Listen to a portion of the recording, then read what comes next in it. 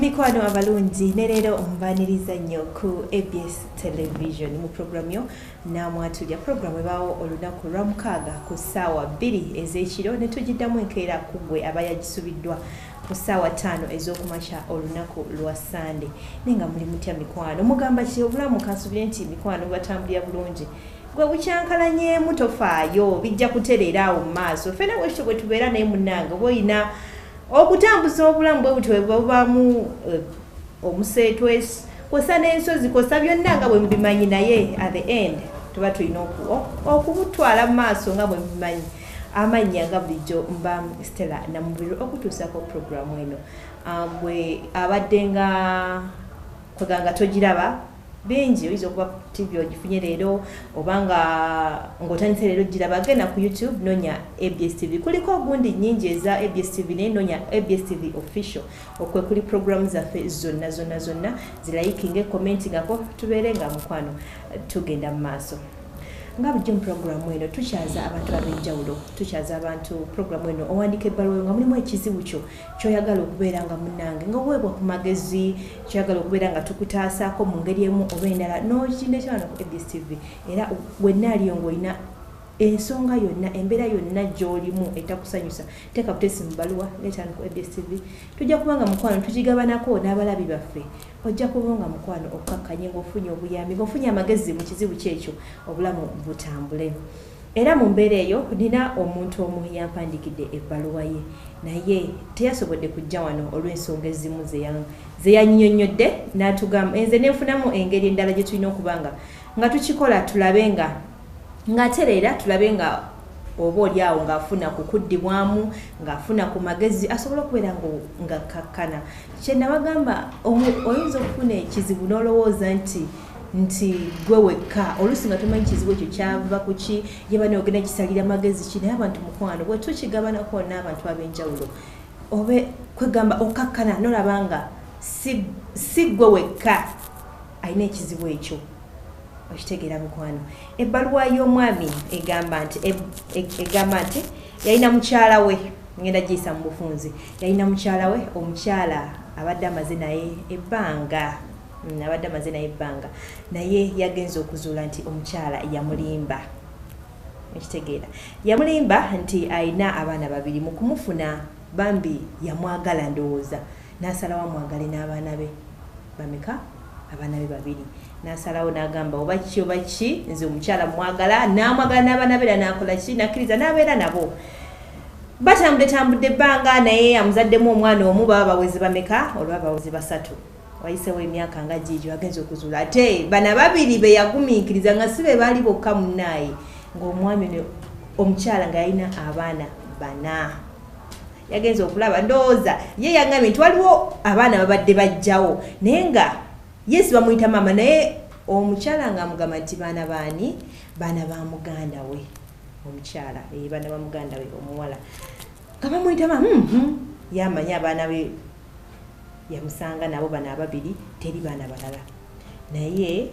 ebiseera byetolodde ab'olugambo nga bwe bamanyi baluleeta olumu baleeta yes ow'olugambo oluusi balimba naye olumu baleeta amawulire amatuufu yawulira ku lugambo naye nagamba abaana b'omukyala wange mbamanyi era mbalina era nga abalabirira okitegere naye after some time yagenza okuzuula nti munnaye omukyala nabali be yawulira nabo baali babe mu bufunzi omukyalo yalina abaana 4 ye yamugambako 2 awo wetugenda okusimba essira ku lunaku olwaleero tulabe nga tutambuza obulamu omusajja ono tumukole tutya n'atugamba banaye nkole nti omukyala mu butuufu ye yali amwagala omusajja okwagala n'abaana bo 2 awo yali ategeddeko naye n'amwagala n'aguma n'abaana tewali kyabadde tabawa naye kati essaawa enagamba kalate bwe baba 4 bo bataata bwe bali luddawa nkoze ntya omukyala nagezezaako okumukubira okumunonyako naye nga bwe simanyi yeebuzaabuzizza naye nze nenfunamu engeri endala gye tugenda okuba nga tukitambuzaako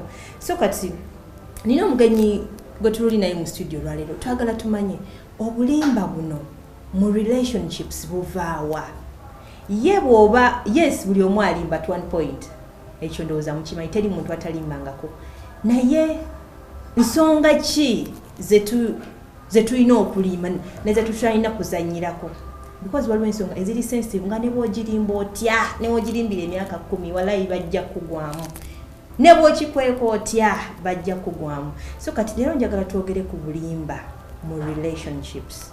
Biki bye tulina okulimba, biki bye tulina okuteekawo amazima ku mmeeza n'ogamba nze nina enzaalo zange 5 njagala tonjagala naye zeezo. So njagala tutambulira awo. Yaba ensonga ki ezivirako abantu okulimba? Obulimba bwetaagisa oba tebwetaagisa? Leero tuli ku nsonga y'obulimba. Era tugenda kubanga nga tuwayamu n'omugenyi waffe tulaba ate nsonga ki eziyinza okuba nga zaavirako omukyalo ono okutuuka mu mbeera eno.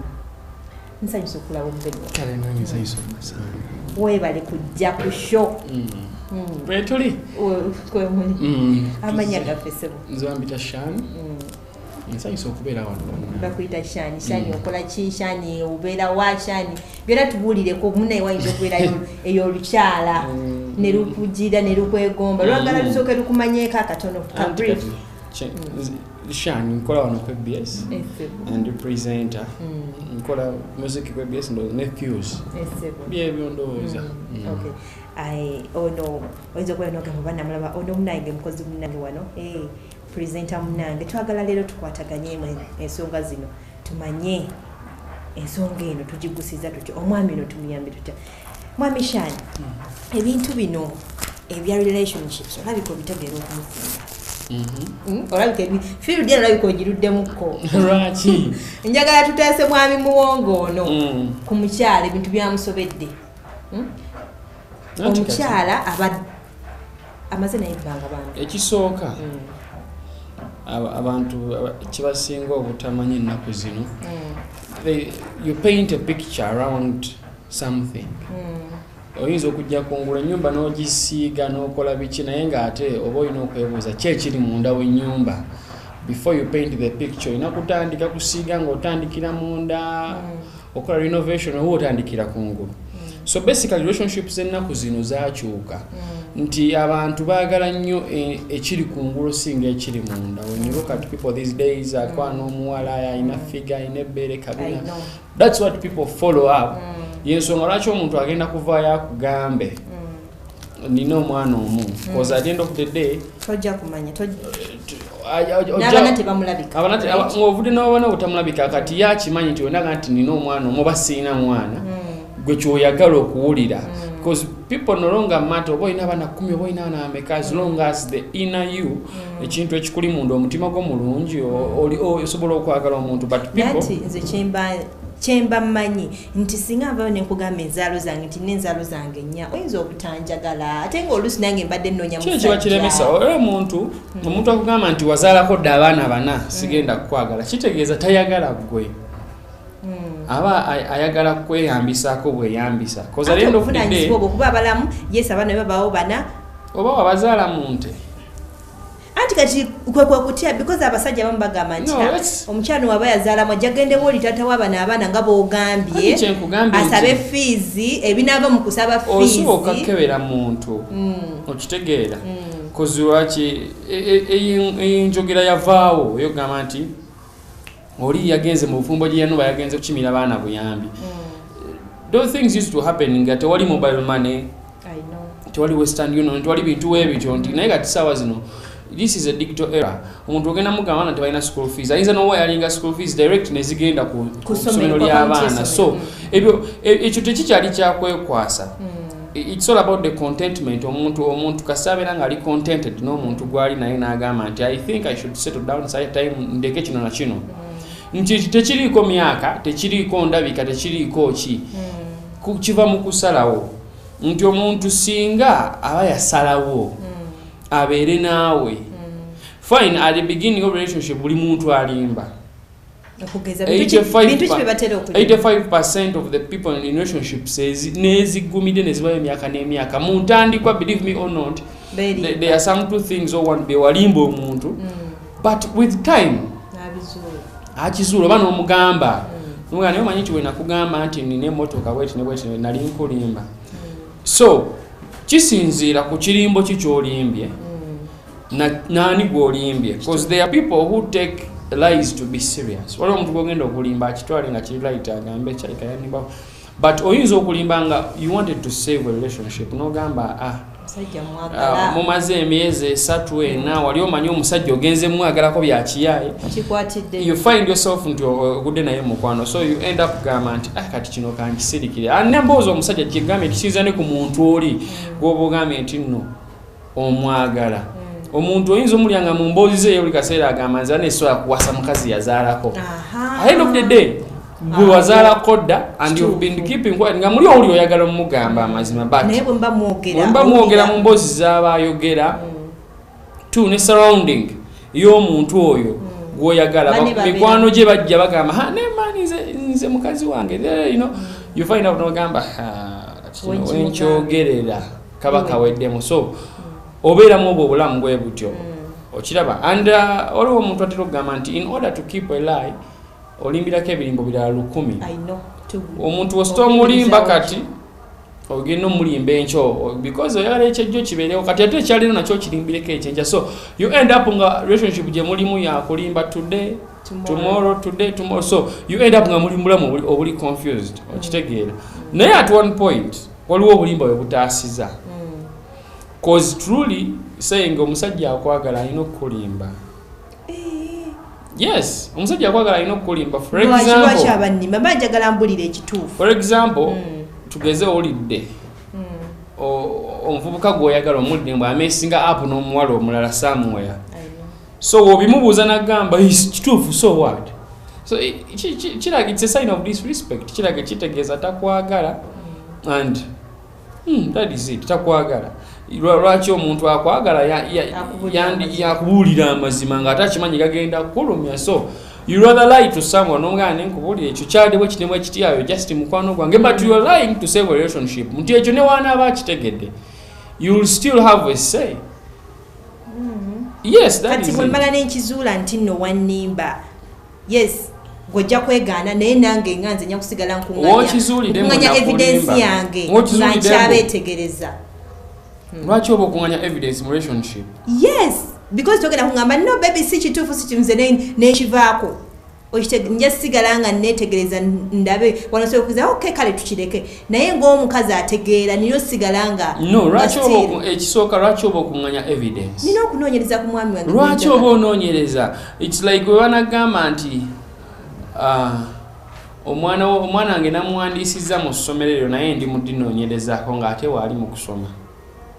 Ekintu kya bulalu tusaba ngamba nti wantaddeyo olidde kusomero ndi mu kusomera ate olinoonyerezaako.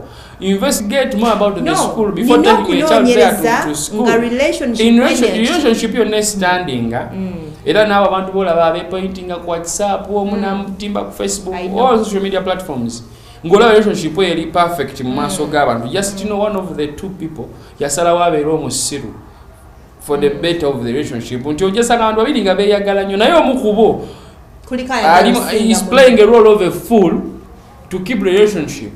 Nti ojja kusanga mukazi wo buli dda tegwokola mumanyi oba webasa ekiro n'akebera essimu yoba n'akola ebintu byonna but ng'akeera ku makya n'atabigamba because akimanyi wagenda obigamba wagenda kuvaawo olutalo olugenda obbaawola. So those people wolaba bali perfect relationship, one of them kuliko omu kuba ali awo ng'agamba unalowooza ndi musiru naye nga yasirika busirisi. That is what most relationships are, especially around Kampala. Mu Uganda wano abantu abasinga osanga omuntu nga naye lwaki olina mukazi wo, mukazi kale namusanze mu bbala nakoze bwe naye nga yamanyi one or two reasons lwaki alemedde ku mukazi. So fababere bweru tubiraba bulala. Yes, it is. Gwobeera awo abantu abali bazanye ku basketball obeera olaba nanga 6 point no ngolaba nti woba bakutade ku court you change the game naye tosobola okiraba. So okulimba basically it all depends ku gwe ng'omuntu kyoyagala okupainting around.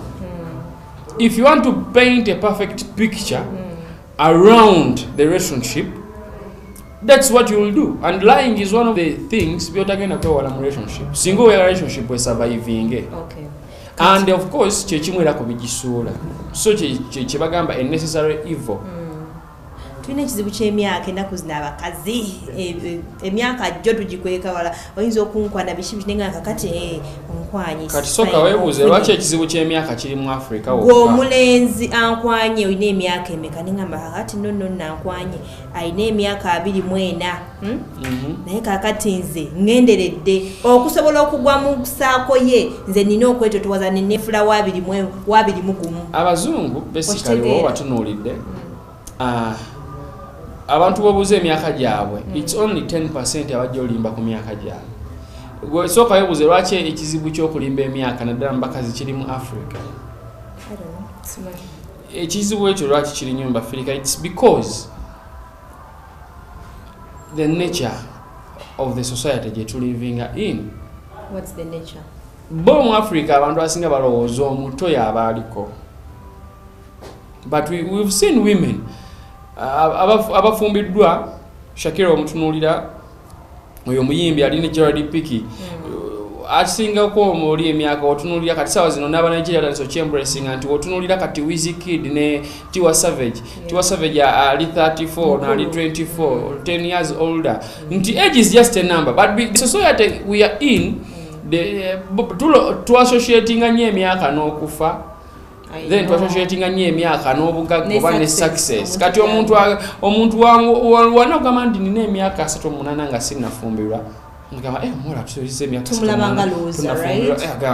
Loza. So alina okwezza obuto okusobola okuwanvuya ku future ye gyalowooza mbu ebe ekyali ahead mu maaso ge. That's why ne mu bazungu it doesn't matter the age. Tebalina kibapapya n'ekirala.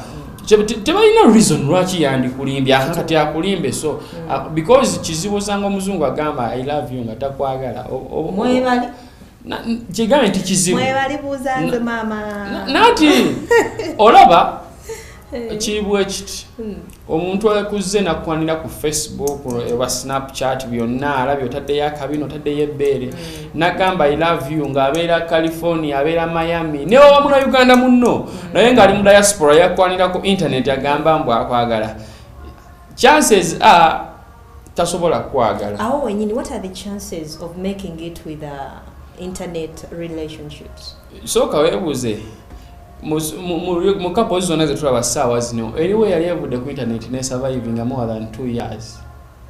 Couple z'oku internet zonna zibeera we zisinga they cease to happen the moment they sleep together. Bwe zikoma we couple weba yakweyongerayo mu maaso, one of the two alina okuba nga alinamu ku ttooke nga alinamu ku send. So internet love can last.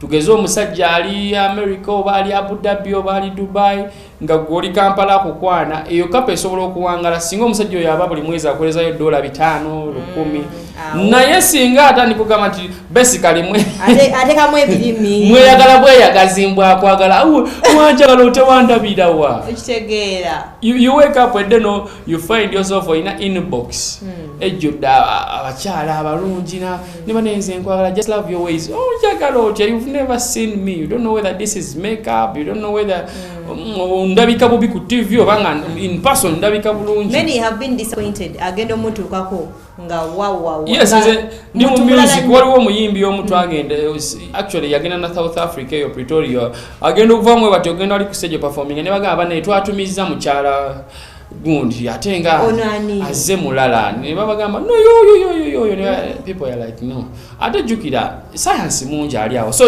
you cannot survive cyber love tesobola kulast ababikola.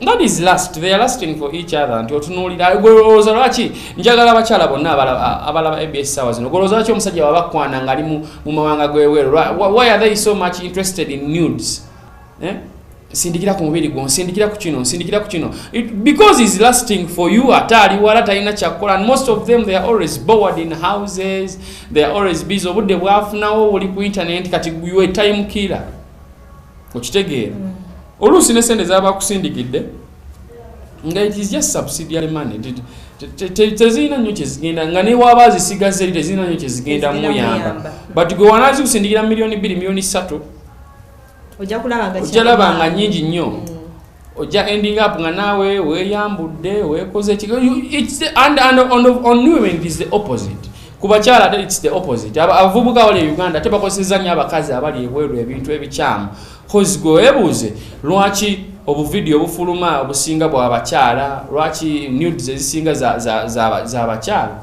nti naturally Katonda yawa abakazi omutima omugonvu and a soft heart comes with a stupid brain ebintu bibiri bitambulira wamuba n'omutima omugonvu naturally obwongo bunafuwa cause tosobola bikozesa byonna bibiri ekimu ku byo kiba kirina okusinga amaanyi gyokomye omuntu gyakomye omutima omugumu obwongo bwe gye bukoma okukola that's why osanga abakazi nga ba Jennifer Musisi ne bagamba she's an iron lady omutima gwe gye gukoma obukyafu atuuka ekiseera nga alowooza ku kintu kimu kikigenda muyisaawo but gyokoma okwagala omuntu otuuka ekiseera nga olowooleza abantu babiri kati wenakola kino kigenda nyiiza ono ate sweetheart agenda kubeerawo atya no you end up sending money to Kampala sending money to wherever you send the money but soka weebuuze eno feeling jenina cause people abantu balina mixed feelings tebamanyi kwagala tebamanyi nakwaka muntu ono yes tebamanyi bintu bibiri tebamanyi kubyawulo omuntu abereyo nga awulira ayakaneze ne mala mukwata ko so n'abasajja tukiyina omusajja ayinza okuba nga olina omukyala ewaka naye wogenda okwana omuwala omulala n'olimba buli kintu kyonna ekiri ku nsinza mukyala wange twayawukana biki just because owulira tonebaka ku mukyalo naye womala omwebakako bwoti wetaaga ebigambo ebimuconvincinga amagezi gonna gakomawo n'otegera mbu bulijjo eno feeling gyenina it is just last it's not love because abasajja abamu batuuka n'ekiseera ewaka ne beetamu omukyala wa waka nga addayo waka kwebaka bwebasi addayo waka nkoye addayo naye okwasa ensonga eziriwaawo naye nga oba omutunuulidde nnyo n'omwanalize ng'omanya ekimutawanya mbu the mind is full of mulimu imaginations ezitambula mu bwongo yalabye Stella alina akabina nalaba gundi alina ebbeere so oyo tunulira omukyala we waka oluusi ababiina but she became ordinary you've used that body on and on and on and on so you are lasting for other bodies but you don't love them lwaki weebuuze nti abasajja abasinga agenda n'ayenda ku mukyala gwayenzeko wabweru ng'ate ye mubi ku mukazi we tukyali ku bulimba in most cases tetwagala nnyo ku revealing our weaknesses zaffe buli muntu aba ne weakness ye naye tubaamu okutya ne tugamba omwami ono bwe mugamba nti kino sikisobola bwe mugamba nti kino sikyagala oluusi ogenza okulaba ye akyagala naye gwe nga tokyagala you end up okumala gabeera nakyo nga tokyagala kyolina osooka otegeera jesi ng'okikozesa kukola omuntu yenna gw'olikera ku makyanga owulira otyo mubuulira ekyama kitegeeza you are not meant to be together that is the first sign owulira nga nti omuvubuka mutuufu mpulira mwagala naye ntyo mugamba nti ndi mukatuliki ntyo mugamba nti ndi musiraamu ntyo mugamba mbu nazaalako just know you are on the wrong person because omuntu gweyagala ojja kuvayo swaita omugambe naye ekituufu kiri nti nkwagala naye omanyi nti waliwo ebitayogerekeka kyane nga ki bingi waliwo ebintu naddala during those early stages ekintu ekitayogerekeka ndowooza bwe busezi what else can't you tell bingi ensi erimu ebizibu bingi no what else can't you tell partner nti waffe tuli abantu tuli balogo obulogo tebukyali issue abantu baloga live in broad day camera light so tulina ebizibu bingi oyinza okuba ne health issues ezizo nga toyagadde musajja zimanye mutandikwa kumutiisa ajagama ono no gwe ngenda okutwala mu spendingireko million 2 buli mwezi ez'eddwaliro kati kitegeera so awo n'olimbawo mukama bwakuyamba ngo bwe ziba ataka nga tezimalaga kukuba every now and then n'osooka n'okisirikira okitegeera obuzibu kyekinagamye nti abakazi abasinga balowoozesa mitima they don't use their brains to think bakozesa this heart to think lwakuba omutima gwagala nnyo omusajja you end up thinking gwolowoozesa nti omutima first of all lwaki otya nnyo okulumya omuntu than gwokwerumya no nze sobola okugamba wekinajja nja kuddukangako ewaffe eri kuba bo bakimanyiira kyendi mu kubuuza lwaki otya nnyo olumya omuntu gw'oyagala than gw'okwerumya anagala okulumya omuntu gw'oyagala teri the first step in love is to love yourself first. Yeah, that is true. Yeddala lisooka singa oyagala okwagala omuntu omwagala ebyaddala sooka weeyagale. Because when you embrace yourself ne weeyagala kitegeeza you're going to have confidence. Naye otuuka ekiseera ng'owulira otya nnyo okunyiiza omuntu gw'oyagala just know you are in a relationship which is not balanced. Weebuuza nnyo nkoze ntya. I think kino tekigenda musanyusa kino. Then you are with a teacher or a policeman. Toyina munyiza, toyina kukola ki.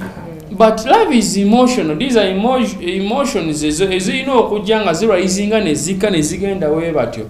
Olusobola obeera n'omuntu ng'omwagala nnyo kituufu gw'osinga okwagala mu nsi. Naye n'ogamba for this problem gye nafunye I don't want to talk to anyone. Nga the only person who can solve that problem is you. Era nze newunyanya abantu abava ne bagamba nze nange gw'osinga okwagala mu nsi you cannot confide in me. Well, what can I confide in you? Kiki ennyo ekyo ky'olina. You know people they don't come to notice this. Abantu twesa omuntu gw'osanze obukulu n'omuwasa n'omuzaalamu abaana. The fact remains wamusanga bukulu. You must have that human part of you.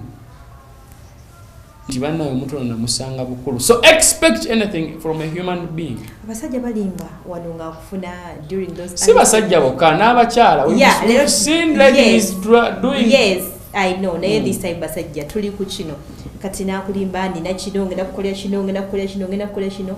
Naye you wait omwezi gumu ngenda kukolera kino myezi 2-3 ina ogenda olaba toyina kyolaba. Ensonga ziringa 3 ezirimbisa abasajja ngenda kukolera kino ngenda kugulira emmotoka n'atagigula.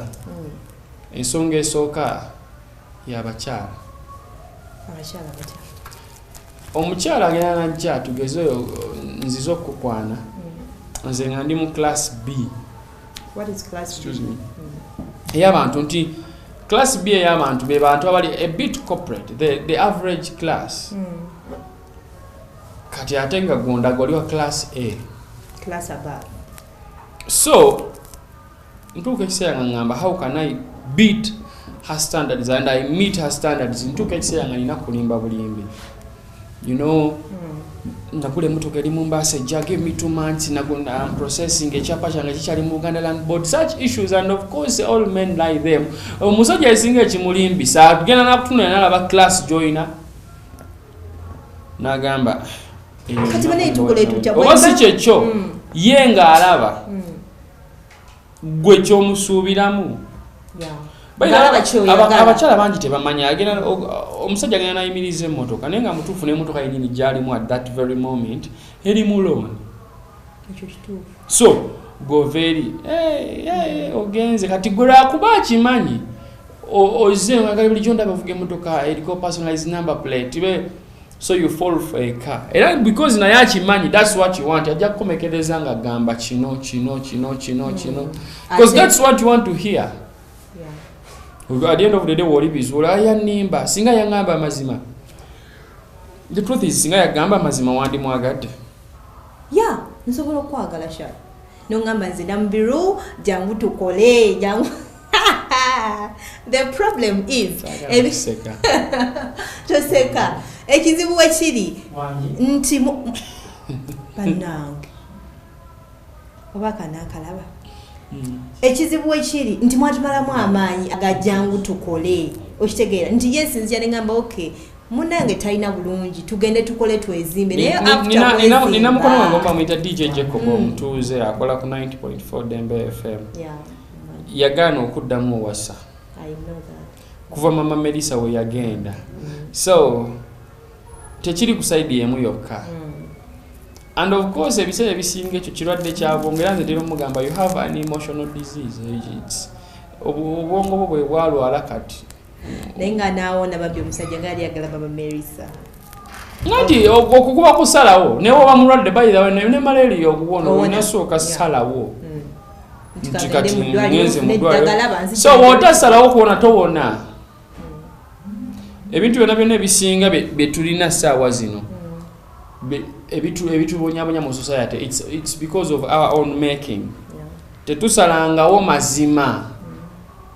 Okay, nga tugenda mu kuwummulamu. Mwami Muwonge akoze atya tukyali